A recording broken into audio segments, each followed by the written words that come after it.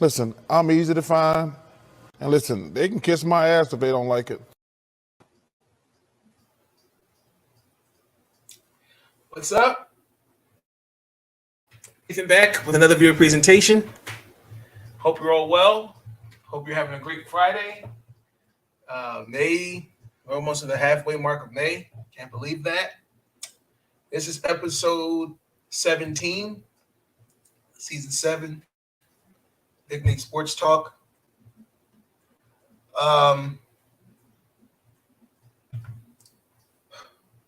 Before we get into it, Sean Spencer, what's going on, buddy? Good to see you. Hope you're doing well.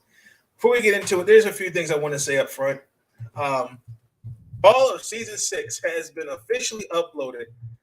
As of today, is uploaded on Spotify. Now I have to work on season 7, which shouldn't take that long. I'll start working on it tomorrow and probably sometime on the weekend. So you'll probably get most of it uploaded by Monday, Tuesday, Wednesday at the latest. This episode, I'm going to recap the 2 games. I apologize I couldn't go live last night or the night before. Had some commitments outside of YouTube that had to come first. I'm going to recap the win against the Aces. What was it, Tuesday night? And then lost tonight with the Dallas Wings.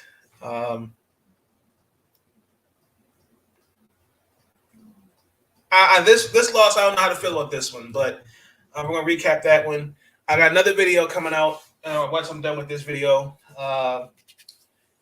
Read an article, watched the post,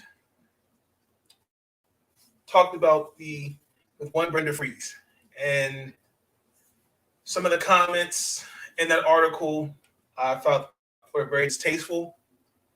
I thought, to me, throwing the players under the bus, lack of accountability, and as a Maryland Terrapin fan, I'm hurt and just disappointed by some of those comments that I read in that article.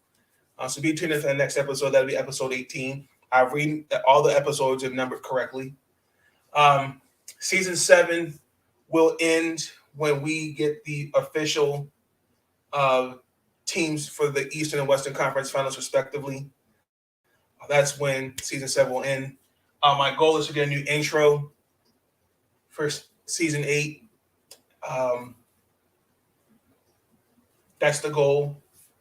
Season 8 will start with the Western and Eastern Conference Finals. Then we're going to the NBA Finals. Got a couple other videos before it starts. NBA mock draft, I'm pushing until Sunday. Orioles, Wizards. Got a couple other that's coming on tomorrow.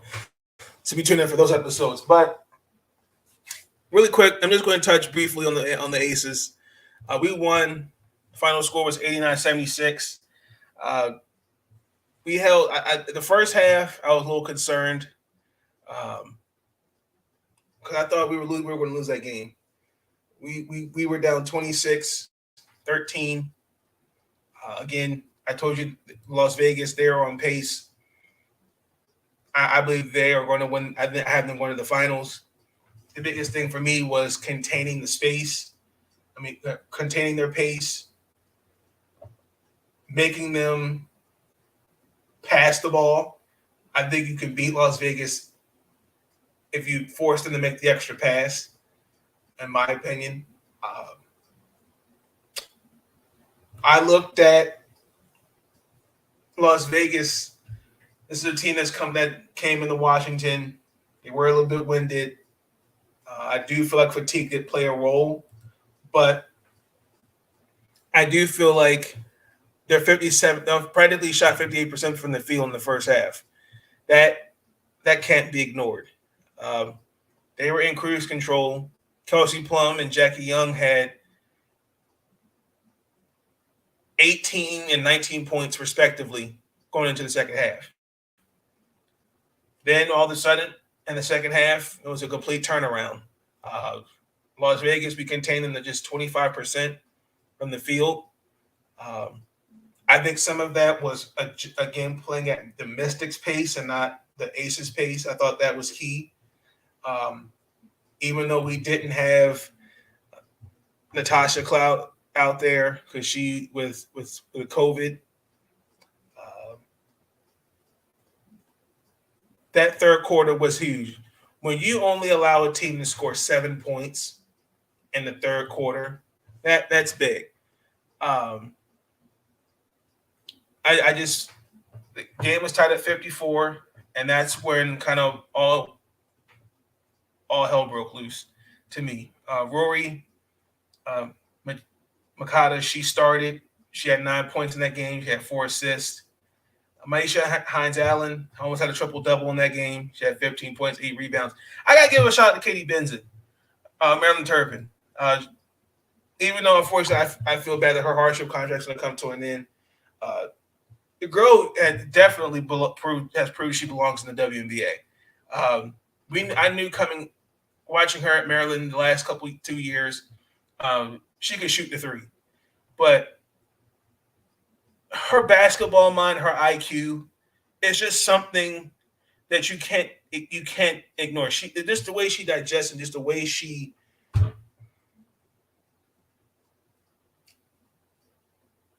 just plays the game from a point guard position, to me, was really big. I was able to ask Maisha Hines Allen and Ariel Atkins a question about her performance, and they knew that she was a proven shooter. They knew she was going to play. Cam, what's good, bro? What's going on? I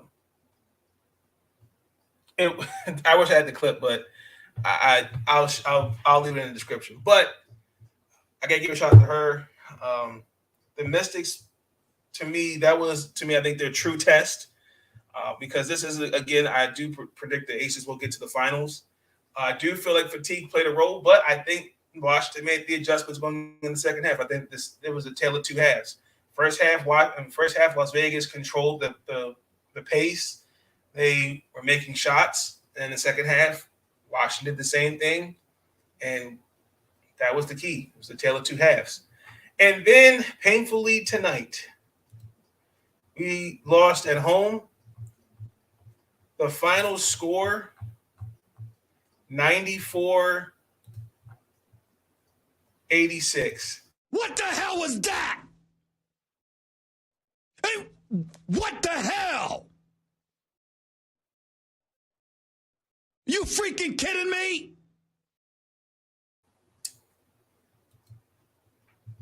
Well,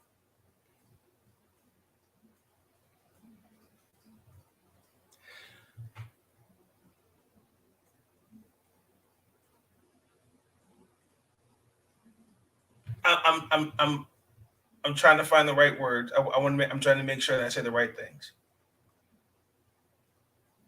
The starting lineup they had was interesting. Tiara McCowan's back in the States. I thought she was going to be starting, but they had Arike Gobawale, Marina Rabury, Kayla Thornton, Alicia Gray, Isabel Harrison. Our starting five was Rory, Ariel Atkins, Maisha, Alicia Clark, and Elena Deladon. I was kind of curious to see where Tiara would have fit in there. But I feel like I kind of had a feeling they weren't going to start her because she just came back and she only had 2 days of practice. She only played almost 6.5 minutes. But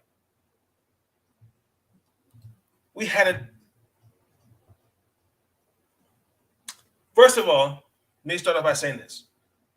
It was good to see Alicia Clark back on the floor after almost well over 400 days since she last played in the WNBA game because of her foot injury. It was good to see her back out there. Tasha Cloud is still in COVID protocols.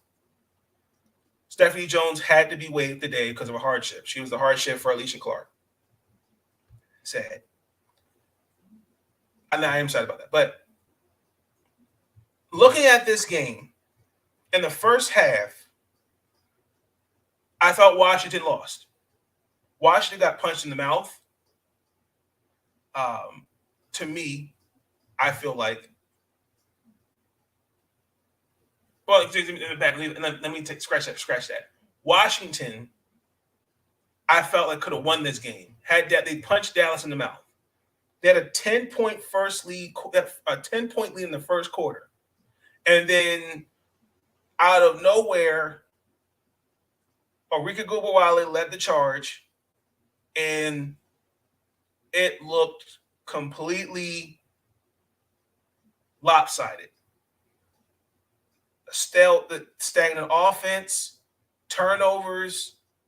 We didn't look like the same Mystic team that came back down 13 against Las Vegas a few nights ago. I saw a completely different team out there. I thought the keys to beating Dallas was play at Mystic's pace, get the offense going. They're going to have team basketball early. The ball has to be moved. You got to move the ball around. I didn't see that. I did not see that. I saw there were instances where you're moving the ball, but I felt like at times it was, okay, well, because of the matchups, you couldn't get the offense going. Like, offensively, for Dallas to beat Washington, in order for Dallas to beat Washington, their offense had to play great. And that's what they did. That's what I saw. To me, I saw a Dallas team that completely took away Washington's pace. We could say whatever we want about the fouls. Coach T said it last year in the extra interview. We can complain about if it's all the fouls we want. If it's the same referee, I get it. But if you're seeing a different group of referees every night, that means you're doing something wrong. The amount of just getting to the free throw line, they got to the free throw line 23 times compared to our 17. We were 11-17 from the free throw line. They were 19-23. I thought from the field, we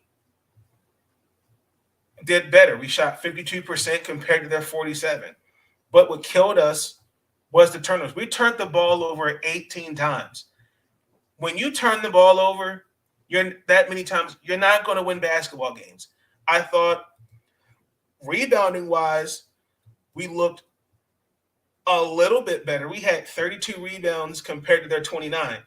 But there were a lot of key possessions. There was one key possession where we were down 6 with less than a minute to go, and they missed. It was off the glass, and Ty Harris got that rebound. There were moments where that can't happen.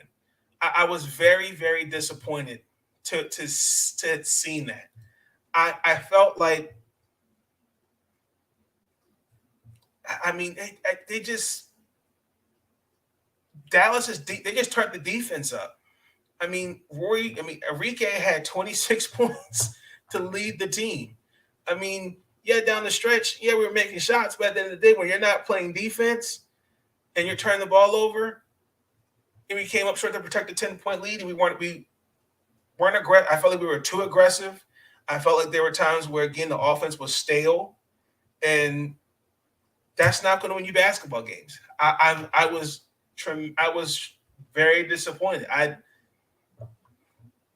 The thing is, the Mystics have to play at the Washington Mystics pace, not at Dallas's pace, not at any other's pace. It's the Washington Mystics. It's at times, again, we're walking the ball up the court where there are times where we could push the ball. I get it. I'm all about, slowing it down and trying to and develop and setting up in the half court, having a half court offense. But we got to be better with some of our decision making offensively. And I know there's some things they're going to clean up. We got to face them again Tuesday. But I'm looking at the box score. Alicia Clark in her first game, I wasn't expecting much. She played a little under 20 minutes. So he said it. Her time mark was going to be 20 minutes. She played 19 minutes and some change. So she had 9 points. She missed 3 threes. Lena Deladon and Ariel Atkins were the only ones that honestly and truthfully showed the pulse. Maisha Hines-Allen was ejected. That was not a flagrant 2. I thought that was absolutely ridiculous. Looking at that play, if you look, I do feel like Isabel Harrison did sell the call, but that was not a flagrant 2. Bullshit. That was you could give me the argument of a flagrant 1, but I think that's the issue. There's no consistency with these calls. But again, because what happened was Maisha's going to the basket, and Isabel had an angle on her, and Maisha's head. To me, I felt like Isabel Harrison sold the call, sold the foul. Because I didn't see Maisha hit her with her forehead. But I think Maisha, because of her personality, I think that's why they gave her the flagrant 2. But I don't think that was, in my opinion, wasn't flagrant 2. Flagrant 1, yes. Flagrant 2, no. But I'm looking at the others. I mean, Shakira Austin had a key rebound and then she traveled. Tanner Hawkins, I mean, she was 3 of 5 from the field. She only had 6 points. But I can tell. I will say this: without Natasha Cloud, the tempo offensively and defensively, it's not there. I mean, it's there, but Natasha Cloud sets the tone for the team offensively and defensively. And that's something that I think that they've missed, that they definitely missed tonight. But I was surprised, as we practically had the same team a few nights ago beating Vegas. I just felt like Washington didn't, when it mattered, make the shots that they needed. And I think they let Dallas take control of the game. It sucks. I mean, Enrique Gunwale had 27. Behind her, Alicia Gray had 21. Kayla Thornton, who was defending Elena Deladon, had 12 points. Marina Mabry had 10. Isabel Harrison had 19. And then I'm looking at the bench. I mean, other than Awa Kyrie, she played 16 minutes. Ty Harris had 6 points. I mean, it was the Enrique and Alicia Gray show out there. So there's just things that we got to clean up on both ends of the floor. I know that they're going to do that. Kennedy Burke is supposedly back in town, so that means Katie Benzen's hardship contract will come to an end. What a hardship contract is, it's basically a temporary player to fill in for that person when they're injured. Once that player is either back from overseas or for injury or overseas, they have to be cut. Now, we could bring them back at any point at some time during the season and sign them for the rest of the season as we choose. But, I mean, we don't have Elizabeth Williams back. I mean, once she's back, I kind of feel like the team is a bit more complete. But I do feel like Washington at some points, sometimes, I think I like Rory, but she's more of a pass-first guard, which I don't mind it. I mean, she did step back and shoot the 3. I mean, she made 2 threes. She gave me good 8 points, but there were a lot of times where I was looking for her to be aggressive to the paint, because I know she likes to take it to the rim. I was kind of looking for that, and there were times I didn't see it, to me, in my opinion. But I think what killed us was the turnovers and just getting outperformed offensively. I think that was it. You're not a championship team when you're turning the ball over 15 or plus times. That's just not going to happen. That's just not Mystic basketball. I mean, compared to their 9 turnovers, I think that was the key. So we are off. In the press, in the post interview, I couldn't even really ask questions. I was flabbergasted, and I could look on Coach T's face. He was pissed. Little things like that. But I know, look, we're all going to make mistakes, and I know we're all capable of improving. But that was disappointing tonight. So we're off. The next game we got is Dallas on Tuesday. Actually, in Dallas. I think Dallas actually plays New York. And then we go to Atlanta on Friday. Then we got to go. We're back home Sunday against Chicago, Atlanta. The following Tuesday. We go to Connecticut. When's that? The 28th. That's the Memorial Day weekend. So, yeah, tough loss. We'll get it right. We will get them again in Dallas. But that's it. That's the end of the episode. Y'all leave me your thoughts. I'm out. Peace. Yeah. Listen, I'm easy to find. And listen, they can kiss my ass if they don't like it.